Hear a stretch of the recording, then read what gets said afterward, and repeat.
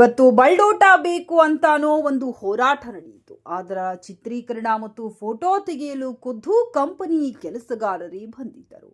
ಅದಕ್ಕೆ ಕೊಪ್ಪಳ ಭಾಗ್ಯನಗರದ ಮಹಾಜನತೆಯೇ ಎದ್ದೇಳಿ ಈಗಾಗಲೇ ಕಂಪನಿಯು ಚುರುಕು ಹತ್ತಿದೆ. ನೀವೆಲ್ಲ ಬಂದ್ರೆ ಅದು ಸುಟ್ಟೇ ಹೋಗುತ್ತದೆ. ಬೇಗ ಬನ್ನಿ, ಬೇಗ ಓಡಿಸೋಣ. ಕೊಪ್ಪಳ ಹೋರಾಟಕ್ಕೆ ಹೆಸರು ತಿರುಗಳನ್ನಡ ನಾಡಿದು, ಬಂಡೆದ್ದ ಜನಗಳ ಬೀಡಿದು. ತುತ್ತು ಅನ್ನ ತಿನ್ನೋಕೆ ವಿಷ ಕುಡಿಯುವ ಅವಶ್ಯಕತೆ ಇಲ್ಲ.